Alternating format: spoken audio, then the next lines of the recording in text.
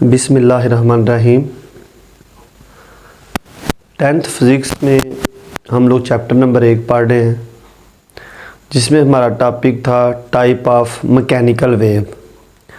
तो type of mechanical wave में हमने पढ़ा कि मैकेनिकल वेव जो होती हैं, ऐसी वेव जो वाइब्रेशन किसी मीडियम में जब हम लोग डिस्टर्बेंस पैदा करते हैं तो उसमें जो होती हैं वो वेव पैदा होती हैं।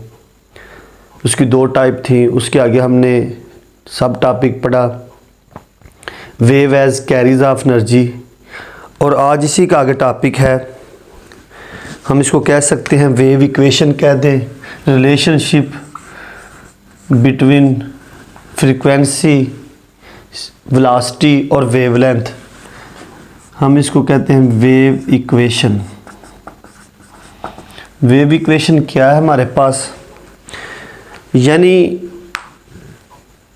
वेव, जब भी कोई वेव पैदा होती है तो उसमें कुछ चीज़ें होती हैं। जैसे वेव पैदा कब होती है, जब हम किसी भी मीडियम में डिस्टर्बेंस करते हैं। तो डिस्टर्बेंस पैदा करने का नाम जो होता है वो वेव होता है। अब वेव जब पैदा होती हैं तो वेव की कोई ना कोई स्पीड होती है। यानी जब भी कोई वेव पैदा होती है पानी में या किसी भी और जगह पे, यानी जब वेव पैदा होती है तो ये किसी ना किसी स्पीड के साथ जो होती है वो मूव करती है। तो वेव इक्वेशन में हम देखेंगे कि सबसे पहले जो इसमें होगा कि इस वेव की जो है वो स्पीड कितनी है। स्पीड को हम फिज़िक्स में वेलोसिटी भी कहते हैं। असल में फ़िज़िक्स में इसको वेलोसिटी ही कहा जाता है।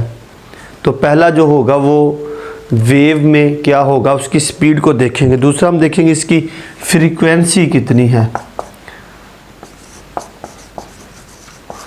फ्रीक्वेंसी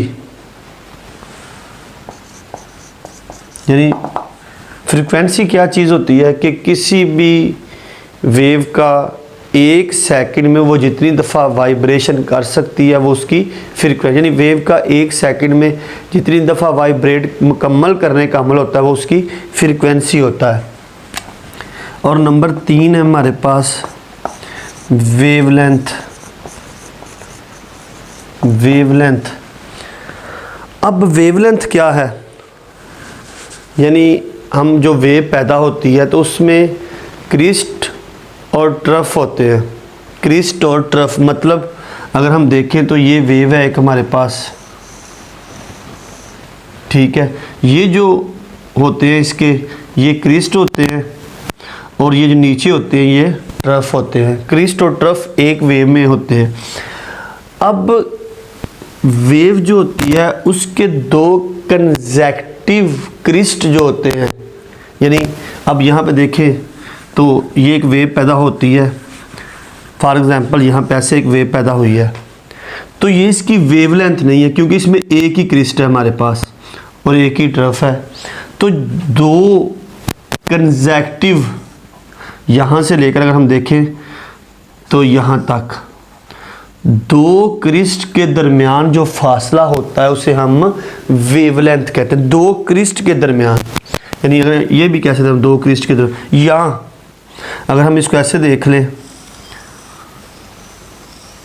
तो 2 ये नीचे ये 2 टर्फ है, यानी 2 कंसेक्टिव टर्फ जब पूरे हो जाते हैं तो इसके दरमियान जो डिस्टेंस होता है 2 क्रिस्ट या 2 कंसेक्टिव टर्फ जो होते हैं इनके दरमियान जो फासला होता है उसे हम वेवलेंथ कहते हैं।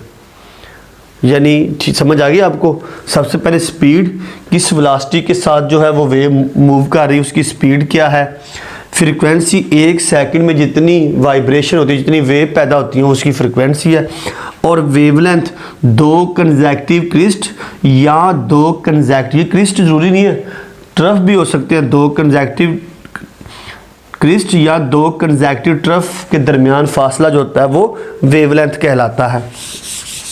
अब इसका हम जो रिलेशन है वो ज़रा देख लें कि रिलेशन क्या है इसका।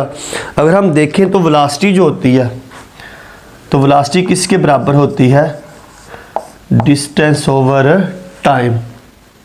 वेलोसिटी इक्वल है distance over time, velocity distance over time के इक्वल होती है। अब अगर हम देखें तो हमारे पास डिस्टेंस क्या है, वेव ने जितना डिस्टेंस तय किया और जितने टाइम में तय किया वो उसकी क्या कहलाएगी, वेलोसिटी कहलाएगी। अगर हम लोग देख लें, अब यहाँ पे टाइम मतलब टाइम पीरियड, टाइम पीरियड हर एक वेवलेंथ का मुख्तलिफ हो सकता है, ठीक है। टाइम पीरियड एक वेव जो जितनी अपनी वाइब्रेशन मुकम्मल करती है, एक वाइब्रेशन मुकम्मल करने का अमल जो है वो उसका टाइम पीरियड कहलाता है। तो मतलब अगर हम देखें तो टाइम पीरियड जो होता है वो क्या होता है कि अगर हम देखें कि अब देखिए ये वेवलेंथ मैंने अभी आपको बताया था कि ये है, दो क्रिस्ट या दो टर्फ जो होते हैं वो एक वेवलेंथ मुकम्मल करते हैं। मतलब एक वेवलेंथ मुकम्मल करने का, यहाँ से लेकर यहाँ पे, ये इसका क्या है, यहाँ से लेकर यहाँ से, ये इसका डिस्टेंस है। ये वेवलेंथ का क्या है, इसका मतलब है अगर हम देखें वेवलेंथ में तो वेलोसिटी बराबर हो जाएगी किसके, वेवलेंथ ओवर टाइम पीरियड। यहाँ पे हम t ग्रेटर कर लेते हैं, मतलब यहाँ पे बात किसकी हो रही है, टाइम पीरियड की। तो वेवलेंथ ओवर टाइम, अब ये वेवलेंथ की बात हो रही है कि डिस्टेंस किसका बात हो रही है, वेवलेंथ की, तो वेलोसिटी बराबर हो जाएगी वेवलेंथ ओवर टाइम के। तो यहाँ पे हमने वेवलेंथ की बात कर ली कि वेवलेंथ ओवर टाइम। अब टाइम पीरियड जो होता है वो किसी भी चीज़ का टाइम पीरियड जो होता है, हर वेवलेंथ का टाइम पीरियड जो होगा वो मैस अटैच टू स्प्रिंग का टाइम पीरियड और होगा। अगर हम देख लें दूसरे का सिंपल पेंडुलम का टाइम पीरियड और होगा, ठीक है। और अगर हम देखें, अगर यहाँ पे फ्रीक्वेंसी अगर आपने देखी होगी, पढ़ा भी हमने फ्रीक्वेंसी 1 ओवर टाइम। अब ये जो टाइम पीरियड है फ्रीक्वेंसी रिस्प्रोकल होता है 1 ओवर टाइम का। अगर मैं इसको अलग अलग कर लूँ तो वेलोसिटी बराबर है wavelength multiply 1 over time period. अब ज़रा देखें यहाँ पे, अगर इसको मल्टीप्लाई करें तो ये वेवलेंथ ओवर टाइम पीरियड ही होता है। मैंने यहाँ पे टाइम को अलग कर लिया, यानी वेवलेंथ को लैम्डा भी कहते हैं हम लोग। तो wavelength multiply 1 over time period.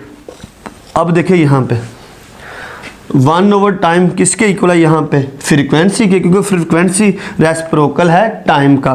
तो अब यहाँ पे अगर हम देखें 1 ओवर टाइम तो ये किसके इक्वल है, फ्रीक्वेंसी के। तो वेलोसिटी बराबर है वेवलेंथ मल्टीप्लाई फ्रीक्वेंसी।